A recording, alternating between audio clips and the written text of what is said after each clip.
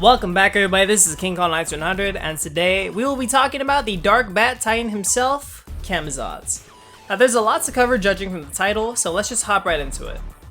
Let's first talk about what the plans for the Monsterverse are after King of the Monsters. We know there will be 2 graphic novels, one to Godzilla and one to Kong.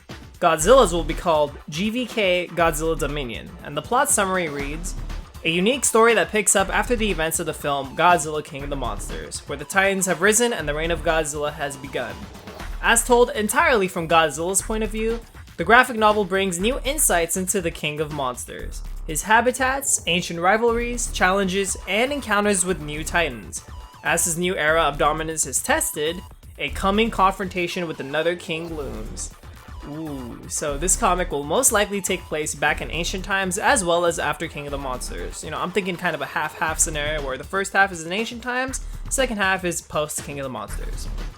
You know, with Godzilla's quote-unquote new era of dominance, which is achieved through defeating Ghidorah and unleashing his alpha call. So, Kong's comic is going to be called GvK Kingdom Kong. You know, it's kind of a cheesy title, but hey, they're doing the workaround so they could get the King Kong, title as close as possible. They can't really call him King Kong for legal reasons, but Kingdom Kong is as close as you're gonna get. Okay, so the plot synopsis reads, a sequel to the graphic novel Skull Island: The Birth of Kong, and a prelude to the film Godzilla vs. Kong, the upcoming Kong prequel graphic novel will follow a group of highly skilled military pilots gathered together on Skull Island to see who has the right stuff to take on a dangerous mission into the Hollow Earth. One of the pilots, Audrey, is haunted by the memories of a monstrous clash with one of Godzilla's titanic rivals that left deep scars. When Skull Island is attacked by Camazotz, a bat-like titan, Audrey must come to terms with her inner demons, and finding his home newly threatened, Kong must rise to face this usurper that would plunge the world into perpetual night. Now, this is where most of the discussion for this video will stem from. We know that this graphic novel takes place around 2019 because not only is Kong sporting his beard in those, I don't want to say behind the scenes, but in those preview sneak peek photos, but also that the military pilots are gathering onto Skull Island to see if they have what it takes for a dangerous Hollow Earth mission. Now, what is this mission, you might ask? I have no idea, but I feel like it has something to do with that, it has some correlation to that Heave, or Hollow Earth anti-gravity vehicle, which was seen in the Playmates figures. Now, we should make a quick note that Audrey, who is one of the main characters of this new comic, is haunted by the memories of a monstrous clash with one of Godzilla's titanic rivals. And this is said to have left very deep, traumatizing scars. Now, I feel like this monster could be King Ghidorah, since, most likely after the events of King of the Monsters, Audrey was probably in the Boston battle, or was in Washington, D.C. battling Rodan. But, hey, it is really good world building for sure. But now, we're gonna take it into a whole new direction. You folks may want to strap in for this one. Okay, I'm so excited to talk about these topics, so let's first discuss Camazotz and how he compares to King Ghidorah. Now, I have a group chat with my good friends Bryan, as well as YouTubers Nick S, High Flyers Tag Team, and TheOneWhoIsMany, and I wanted to discuss Camazotz and how he essentially can plunge the world into eternal darkness. I was curious as to what they thought about when it comes to how he would achieve this. Like, is it a literal thing, like Camazotz creates a massive storm or dust cloud, similar to if Yellowstone erupted or when the Permian extinction meteor hit, how dust and ash completely engulfed the earth? Can Camazotz do something like that? Or is it another thing, like Camazotz's mere presence induces nightmares and night terrors? So upon asking this, we actually got into a discussion about King Ghidorah. I brought up how King Ghidorah being able to terraform the earth is a size feat rather than a strength feat. I've seen people say King Ghidorah is planetary level because he was able to terraform the earth to his liking. And I'm like, what the fuck, In reality, here's what actually happened. It was Ghidorah's size that helped him achieve this goal. Ghidorah was simply big enough to cause massive storms and hurricane winds. It's the same thing as when Godzilla creates a tsunami by rising out of the water, that one time, or when Rodan can level a city by simply flying over it. They're able to do this as a result of their size, not power or strength. King Ghidorah was stated as not being meant to be on Earth, so of course, his massive wingspan and biological structure would surely tear up an atmosphere he wasn't evolved to even be in the first place. King Ghidorah's wings are nearly as tall as he is, and easily over 1,000 feet long. So of course, when he flies, he'll be able to generate these hurricane winds. If he flies long enough, they would completely terraform the Earth very quickly. And the Monarch Science's creature profile on Ghidorah states, muscle tendons on the wings are so hypertensile that their massive aerodynamics can generate hurricane force winds when in flight. Coupled with its body's electroreceptor molecular biology capable of conducting electrical currents, water vapor in the air would be heated at extreme levels, creating its own localized storm system as it travels. Simply put, if Monster Zero were to fly again, the stratosphere would be torn open by an otherworldly tempest of thunder and lightning our sky has never seen. So basically, his muscles are hypertensile enough to generate these hurricane force winds when in flight. That's essentially the quote. And I'm pretty sure what that's saying is that the muscle's material and biological structure coupled with his gigantic wingspan is what helps to create these winds. His bioelectrical nature definitely aids in heating up the air for the storm system as Ghidorah travels, but in terms of actually generating these winds, Ghidorah needs to flap his wings, because that's all he has to do. He has to flap his wings, that's going to generate the winds. And I've seen people act like Ghidorah is pulling a Superman and benching the entire planet. Like, as if that's the kind of strength he's putting here. Literally, all Ghidorah does is fly, and his massive size and biological structure do the heavy lifting. He was not meant to be on Earth, so of course his body is going to be fucking up the atmosphere. It's his size and existence that's terraforming the Earth. Doesn't mean he's putting exacerbating amounts of strength into doing that. He's just flapping his wings. It's the same case with Godzilla rising out of the water and Rodan leveling a city. They're using bare minimum strength that they use daily and casually. It's like just getting up or flying or walking. The way the Earth reacts to it is where the people think Ghidorah is outputting insane amounts of strength, but he's not. All he's doing is flying. It's a size feat. If you want to call it a strength feat, it's a horrible strength feat because all they're doing is equivalent to us getting up in the morning or getting out of water. Again, I really want to drive this point home, because people will call him shit like planetary level because his size and biological structure is what's ripping up an atmosphere on a planet he was not meant for. Whew. So, case in point, Ghidorah's massive wingspan and biological make is what terraforms the Earth and rips up the atmosphere. The only form of strength Ghidorah is outputting is flapping his wings, which is nothing because it's very casual. But Ghidorah and his massive wingspan definitely aid in tearing up the atmosphere. Now my question was, do you think Camazotz plunging the world into eternal darkness would be a size feat in that similar manner? Or could it be something more? So as we just covered, Ghidorah is able to rip up the Earth's atmosphere because he was not meant to be here. And because his wingspan is just way too big. The point is, he didn't evolve on Earth, so it makes sense he would have these kind of negative effects on it.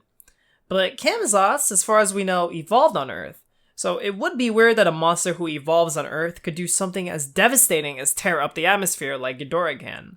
I mean, Rodan also evolved on Earth, and while him flying over a city can level it, that is nowhere near being able to terraform an entire planet. But then I thought about it. If Camazotz were to have a wingspan of over 1,000 feet, and if he were around 300 to 450 feet in height, I could totally buy him being able to rip up an atmosphere. So this is why he would remain in the Hollow Earth. So here's some phenomenal artwork by Godzilla fan art on Instagram. And if you can't see in the picture, it's Godzilla_fan_art. Amazing account, I fucking love this account. Go ahead and subscribe, follow, check it out. I don't know, I fucked up with saying subscribe, but yeah, so what he illustrates here is awesome. It's a bunch of Terrapussmordak bats, which were from King Kong 2005, all in a massive cave. Hanging in the middle of this cave is Camazotz. Dude, this is so goddamn eerie, I love it. Like, holy shit, imagine seeing that. But as we can see, Godzilla fan art comes up with the idea that Camazotz lives in big caves and rarely comes out. The Terrapussmordax bats, which are around 8 feet tall, bring him food and obey him like honeybees do to the queen bee.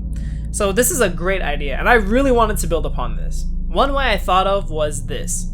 Camazotz feeds off of creatures on Skull Island, such as skull crawlers, but Kong is hunting them to extinction, so Camazotz is lacking a food supply now. And again, thinking about how Camazotz could have a gigantic wingspan that can seriously mess up the Earth starts to add up more and more. Not at first, but when I started thinking about it, Muto Prime was able to create many earthquakes, Ghidorah a plenitude of storms to terraform the earth to his liking, and now Camazotz, who can cause a massive dust cloud that could completely block out all light on Earth. Darkness. Why does he do this? To terraform Earth to his liking. His minions don't bring him enough food anymore because Kong is taking care of the skull crawlers. Now, Camazotz wants to come out and hunt. But wait, he's a giant bat. He's essentially a night predator. He hunts in the dark, it's his preference. He lives in darkness in the Hollow Earth's deep, dark caves.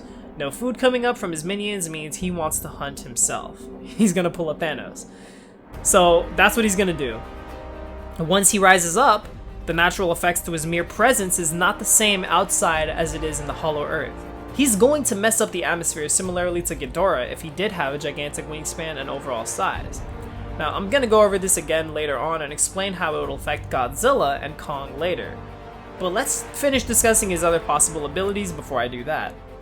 So the first thing Camazotz could potentially do is essentially block out all light on Earth by creating a gigantic, almost as if a super volcano went off, a massive dust cloud that would totally engross the Earth and all light is blocked.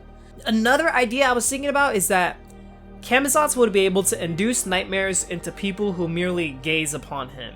He could probably make all humans and smaller monsters go into some sleep paralysis or night terror mode that they could potentially not wake up from. Now, I actually think this idea, this night terror thing, is likely. We see a similar idea play out in comic panels and in Skull Island: The Birth of Kong.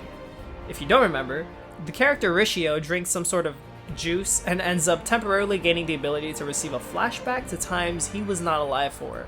He witnesses the extinction of the Kong species, their great final war against the Skullcrawlers. But it's the fact that Rishio was able to even get this sort of vision. To go from human to monster. So a monster being able to harness this sort of power and essentially weaponize it isn't all that far off from what we've seen. Now it's the monster who gets into the humans' heads. Now I'm not sure if this could be considered like a telepathic ability of some kind. The whole Dr. Chen, Dr. Ling, the family tree they all have. They're able to, it's hinted that they have some sort of telepathic abilities, right? But I can definitely buy something like this happening with Camazotz. Maybe Camazotz has a venom in his bite that can cause hallucinations and insanity or aggressiveness. He might be able to cause nightmares for humans and smaller creatures by them merely gazing upon him. But for the far bigger kaiju like Godzilla and Kong, it would only drive them mad and aggressive, similar to how Orca did to Mothra. So Camazotz would need to utilize the kaiju looking at him becoming more aggressive, plus his venomous bite to achieve the same effect upon the kaiju that his regular mere presence has on the humans.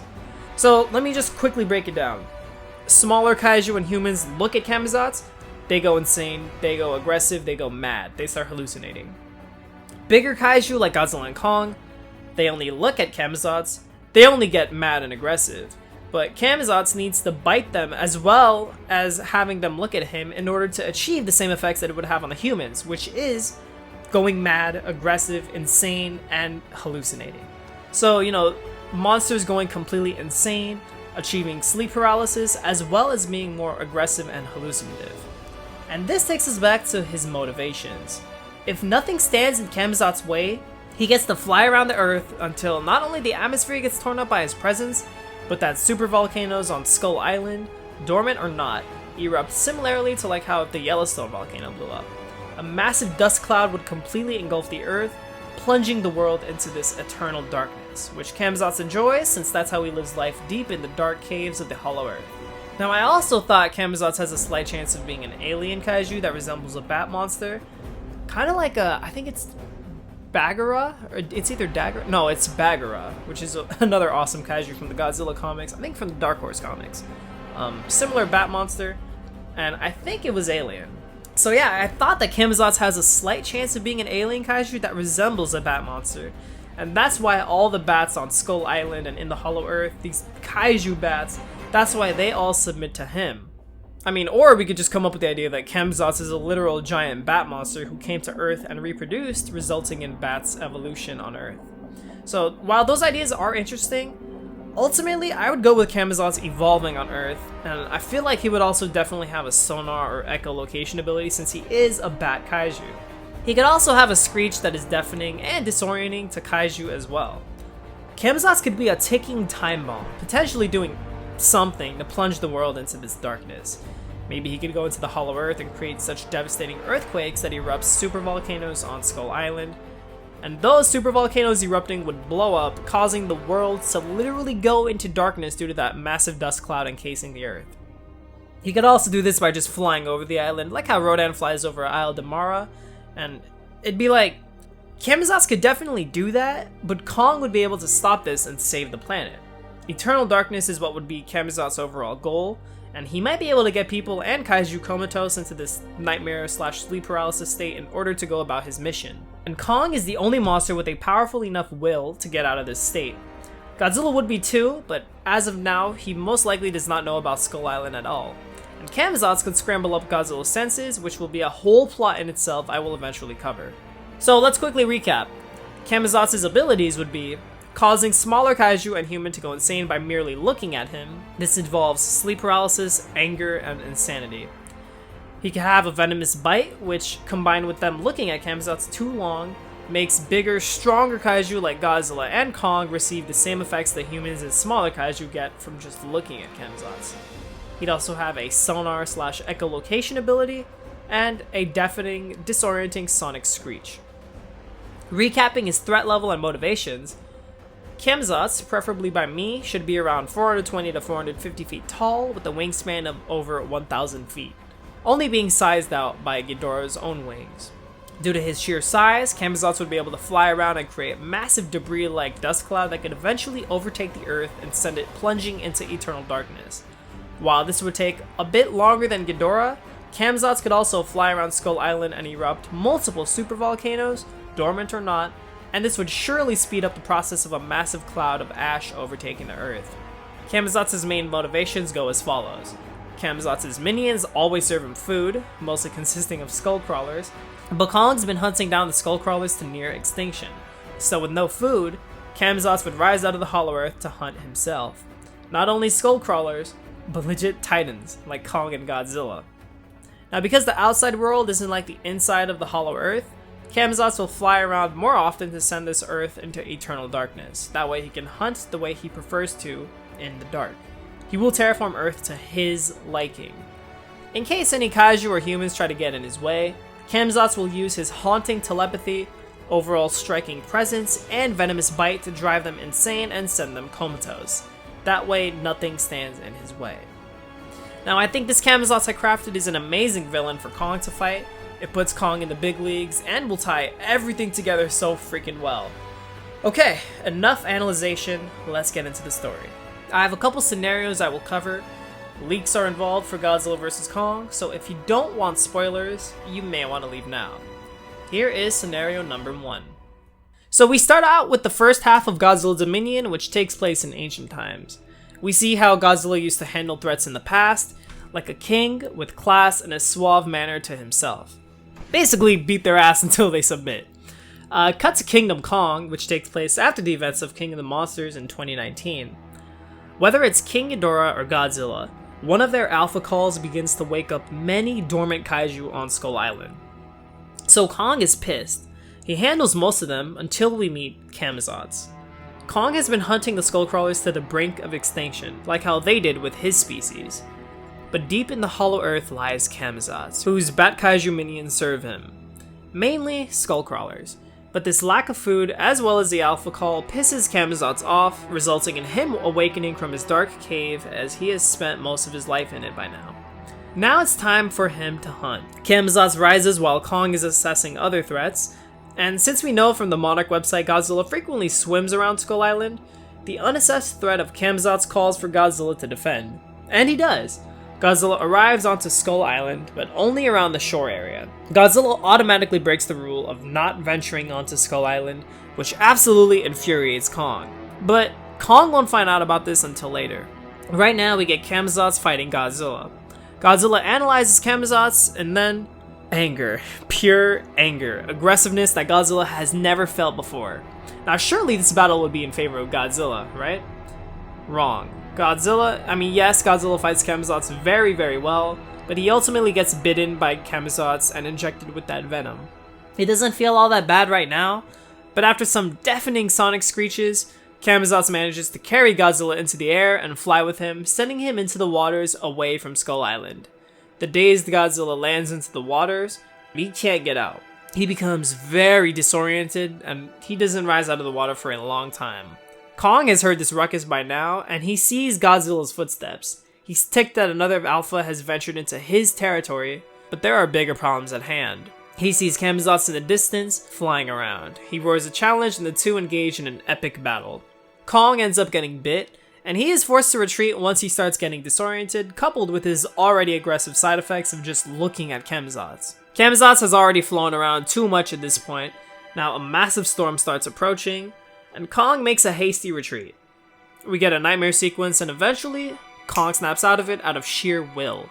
He ends up fighting and defeating Camazotz after a while, and Camazotz either retreats or dies. Either or. No supervolcanoes go off, and Kong saved the Earth from plunging into eternal darkness. Now, the one thing I love about this first scenario is that when Kong ends up coming back to fight Camazotz, Kong could get bit again, and he could go aggressive from seeing Camazotz, but this would be the second time it would have happened. What I love about this is that it kind of highlights Kong's will, and how Kong feels no fear for anything. So that would be like a really cool character ability, I guess, for Kong, in the same way Captain America doesn't have fear when it comes to Thanos, or just has a very strong will. It could correlate. It could be the same kind of thing. But what about Godzilla? Okay, well, after Kingdom Kong, we enter the second half of Godzilla Dominion. Godzilla goes fucking insane. In the first half, we see how he used to handle threats with elegance, like a proper alpha. It draws parallels to the modern day, where now, we see Godzilla dealing with the effects of Camazotz's influence. Now, when monsters like Skyla or the female Muto 3 get out of line, Godzilla fucking murders them in cold blood. He is still extremely aggressive due to Camazotz, and one reason is because Godzilla cannot trust his senses anymore. He used to be able to depend on them, like when hunting down the Mutos or other kaiju. Now he'll go to a city to fight Camazotz, hallucinates that like Camazotz is there for a second, and then nothing. This would surely drive Godzilla insane, knowing there's a threat that he can't defeat. Now Nick S brought up the idea that Godzilla also hallucinates Camazotz in his dreams, and these are the night terrors that we talked about in Camazotz's abilities. And I agreed. Godzilla loses some of his insanity. He starts losing grip of his moral compass, and he starts to go ape on city. Nuclear power plants, humans. He starts to retaliate attacks that he never used to retaliate before. But it might be better to say Godzilla didn't venture onto Skull Island in Kingdom Kong. We could instead say that Camazotz flew around near some city or found Godzilla near a Hollow Earth entry point, and that they fought there instead. This way, by Godzilla Dominion, Godzilla attacks a city or two and ends up breaking his rule of venturing onto Skull Island. This angers Kong, but Kong is unaware that Godzilla isn't in the right mind because he was affected by Camazotz. Godzilla ventures onto Skull Island due to hallucinating Camazotz and being misguided by his senses thanks to Camazotz. But Kong doesn't know this, and a lot of people don't. The Russells and Dr. Chen are able to pinpoint that Godzilla must have had a good reason other than suddenly changing his mind and becoming bad. And the reason is because Camazotz screwed up Godzilla's senses, which pisses Godzilla off, and he basically makes Godzilla go insane. By GvK, Godzilla would be kinda back to normal for the most part. He'd still have that slight anger, but he has learned to tone it down by then. He just is not as stable and reserved as he used to be. So, by GvK, like the film recaps what took place in the comics, Ghidorah or Godzilla's Alpha Call awakens Camazotz, and Camazotz nearly sends the world into eternal darkness. He drove Godzilla fucking insane, Kong defeated Camazotz, and now we're in present day. Monarch discovers an ancient metallic mechanized version of Godzilla deep underground. Mechagodzilla.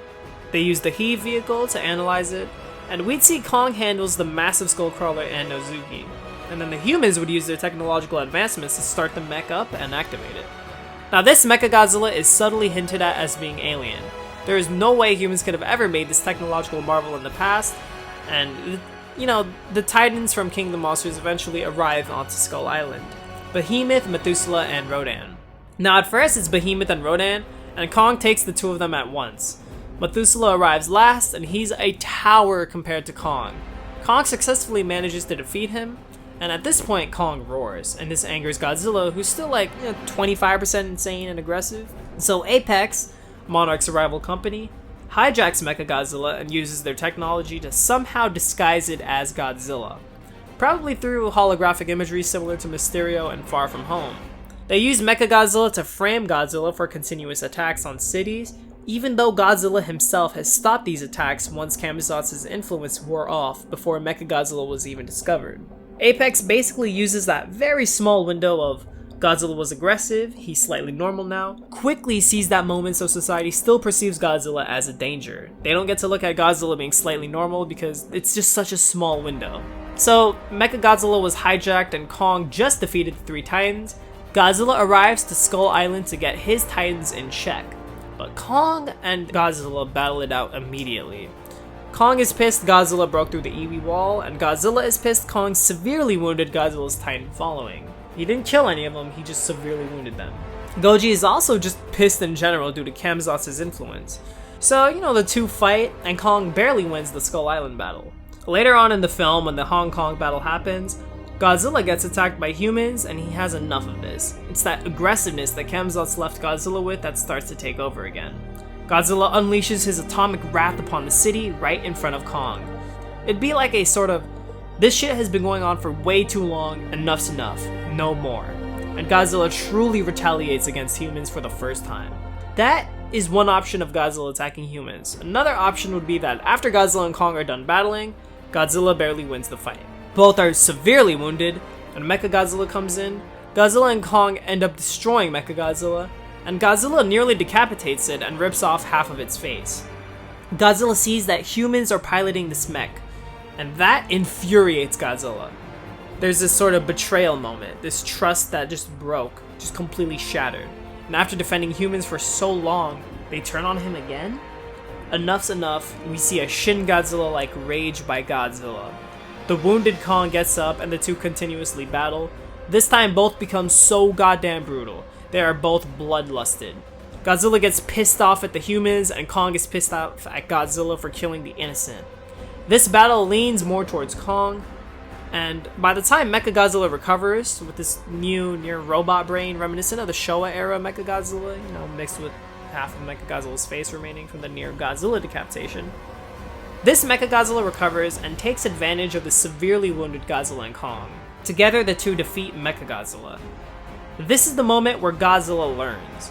Kong helps to bring Godzilla back, and after this experience with Kong, Godzilla learns to avoid conflict with the humans, to completely shut out Camazotz's influence, and to have a respect for Kong who would not submit. Godzilla allows there to be more than one alpha, they both acknowledge they need each other, and the two part ways. So here's a few maybes. If Kingdom Kong takes place after King of the Monsters, Camazotz would still be alive. It would be cool to see the comic end on Kong and Camazotz standing off after we see how deadly and dangerous Camazotz is. And in GvK, when the film opens up, we get a quick recap of that and start out with Kong versus Camazotz right after the alpha call by Ghidorah happens. Or after Godzilla's alpha call, either or. I call this whole idea a maybe because maybe it could work, but GvK might have way too many fights in it and would already feel very crammed, so it might not work. Bryan brought up the idea that maybe Godzilla encounters Camazotz after he beats Ghidorah. He goes around stopping Titans, and maybe Camazotz doesn't submit to Godzilla, so Godzilla fights him and inadvertently drives Camazotz to Skull Island. I think that's definitely a possibility too. Camazotz doesn't look like he's coming out of a mountain on Skull Island, but at the same time he does.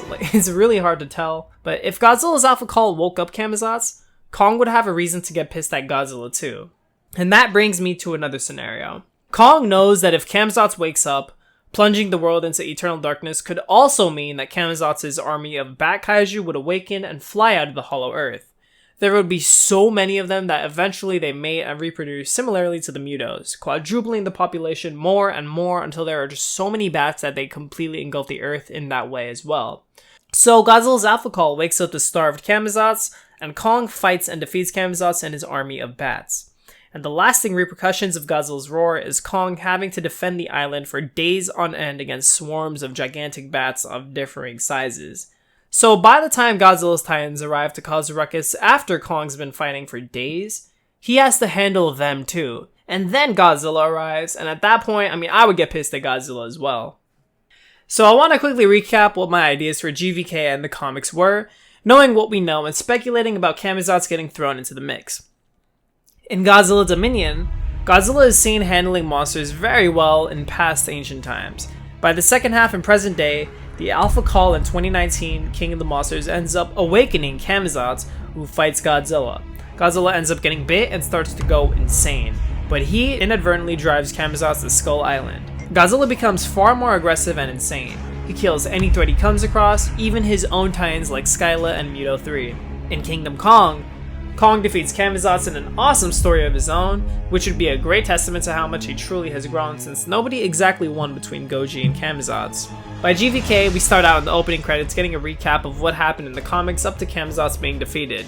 Skull Island is now infested with giant bat kaiju ranging in different sizes as well as other threats. Skull Island now looks like the 2005 hellhole. After the credits, Mechagodzilla is discovered buried underneath Skull Island and activated through technology, not Ghidorah's head or DNA. Kong fights Nozuki and the Skullcrawler, Mechagodzilla is hijacked by Apex, and Godzilla's titans arrive onto Skull Island. Rodan, Methuselah, and Behemoth. Kong uses his wits to isolate Methuselah's big ass into a chasm that Kong creates with his brute strength. Kong defeats Rodan and Behemoth, and then Methuselah separately. Godzilla arrives extremely pissed off at Kong wounding his titans, but he breaks through the EV wall, which pisses off Kong. Both have their motivations. They fight on Skull Island for about 5 minutes or so. Kong and Godzilla are just stalemated at this point. Kong tackles Godzilla off of a cliff and they both fall into the waters below. They end up on the aircraft carrier, and much like in that Tick of One animation, Kong ends up knocking Godzilla out in their charge. This is like that big scene that gets heavily teased throughout all the trailers. Kong ultimately knocks Godzilla out here. Godzilla falls into the waters below, and Kong roars into the sky. He uses one of the ripped off pieces of Godzilla's dorsal plates, he goes back to Skull Island, and he starts preparing for war. And right before he prepares for the Hong Kong War, he gets on his knees, respects his parents one last time, and then takes his parents' femur bone to create the handle for the axe. Kong leaves Skull Island and goes to Hong Kong. Meanwhile in cities, Godzilla is getting framed by Mechagodzilla because Apex had hijacked Mechagodzilla. And they're also using that holographic imagery stuff that Mysterio is using in Far From Home. In Hong Kong, Kong arrives, Godzilla and Kong fight, and Godzilla wins. Godzilla either gets attacked by humans and retaliates, and now Kong and Godzilla are both bloodlusted and they fight, and this time Kong wins. When Mechagodzilla arrives, the two team up. Look, that's all the first option. The second option is what I totally prefer. Let's backtrack. So Godzilla and Kong battle in Hong Kong, and then their battle gets interrupted by Mechagodzilla. The two monsters team up against Mechagodzilla and win. Kong thinks the battle is over, and we kind of get this shot near the shoulder of Mechagodzilla. As it zooms out, we see Kong in the background while the smoke and sparks from Mechagodzilla fill the frame. Godzilla is still pissed. He swipes half of Mechagodzilla's face off, and then he grunts and he squints. He leans closer and we see human pilots in the Mechagodzilla. Godzilla has had enough. He helps humans and this is how they repay him? No fucking more, you know? Godzilla unleashes his atomic wrath all over the city. Kong, of course, roaring in disbelief and anger due to the innocent lives lost. We get this Shin Godzilla-like nighttime attack scene where fire is everywhere. And now, Kong and Godzilla engage in the most vicious and brutal battle ever put to screen. And I mean brutal. This is where we see Kong using his axe and splitting open Godzilla's chest, revealing his meat and ribs. This is where Godzilla rips off a chunk of Kong's arm and bicep. This is where, Kong loses chunks of his foot and his hand and his ear. And Godzilla gets his spines ripped off. You know, he gets scarred, he gets cut, he gets bruised. This is just an insane battle, right? And these two are extremely equal with one another and they keep one-upping each other. But it ultimately culminates in Godzilla about to crush a bunch of humans with his foot. Kong last second hops in and holds his foot against his chest. He pushes against this massive weight, this struggle of strength. Kong standing over the humans, Kong pushes higher and higher before roaring a roar never heard. Godzilla admires this, but Kong ultimately ends up getting knocked out. Godzilla looks at the humans, and then he turns away. 2 steps and he falls over the ground. Kong wakes up first, but he doesn't kill Godzilla. Godzilla spared him, and Kong knows he needs to spare Godzilla. Kong knows he needs Godzilla. So walking away, Godzilla wakes up and sees Kong didn't kill Godzilla, and Godzilla fully respects Kong at this point. Acknowledging that there's 2 alphas now, Kong and Godzilla roar at each other, and Kong helps bring Godzilla back from that dark place he was in. And together they respect each other, forming an unbreakable bond, and they nod and go their separate ways. So yeah, everybody, those are some of the ideas I had about Camazotz. I wanted to share them with you guys, and I hope you all enjoyed. I want to make it clear that this is how I would do Godzilla vs. Kong, knowing what we know. This is how I would do that film, knowing that Mechagodzilla is in it, that they fight on an aircraft carrier, that Kong has an axe, and that the final battle will be in Hong Kong. After speculating about Camazotz and his potential dangers, this is how I would incorporate Camazotz into the Monsterverse and connect the comics of the film. So while this is how I would do GvK knowing what we know, what about my older how I would do videos?